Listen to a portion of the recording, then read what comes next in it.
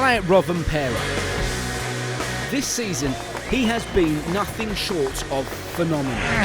3 WRC wins in a row, 3 different surfaces, and leading the World Rally Championship by 46 points. So, how has he managed to achieve this feat? The frozen roads of Sweden. Having grown up driving on snow, Kalle was expected to perform well, but he'd struggled to find a rhythm with his Toyota Yaris at round 1 in Monte Carlo, plus he would have to open the road, an unenviable position on snow that generally means matching the pace of those behind is out of the question. But from the word go, he looked comfortable on the snow and ice. The suspicion was that the weather conditions had given him a helping hand. There'd been no fresh snow and the stage had frozen nicely overnight. Kalle took full advantage.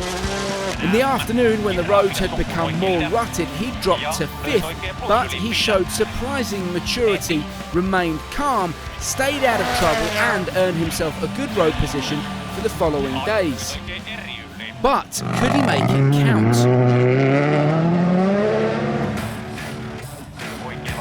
When Kalle finally lifted his right foot at the end of the stage, he was 4.5 seconds faster than anyone else. An incredible achievement. It's no way we can match the speed like Kalle was going. He showed formidable pace, climbing the leaderboard to take his first win of 2022. But rallying on the ice and snow you grew up on is one thing. The less familiar sealed surface of Croatia is an altogether different proposition, and his form here the previous year had been less than stellar. No! Rovanperä off the road! As championship leader, Rovanperä once again tasked with opening the road in a Croatia beset by miserable weather. His position was favourable, but had he learned from his off the year before? The short answer? Yes. While others were picking up punctures left, right and centre, Kalle drove with the mindset of a seasoned champion. Clearly in sync with his Yaris, he focused on keeping it clean, avoiding big cuts and heading into Saturday with a commanding lead of over a minute. Do we have an issue? Because the car is all over the place. When the puncture did finally come, it allowed Tanak back into the fight. They dropped to 2nd position overall. 1.4 seconds is all that's in it. And so it came down to the final stage, and Rovanperä drove probably the best one of his life. Hold on, here we go.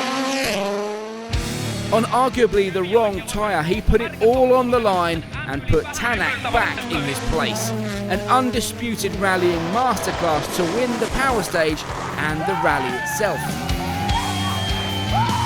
But the next event could prove to be his toughest test yet. Hello and welcome, rally fans, to round 4, the first gravel test of 7 this year. His championship is at a massive turning point here. It will be tough for us to open the road, but we just need to try to minimize the loss.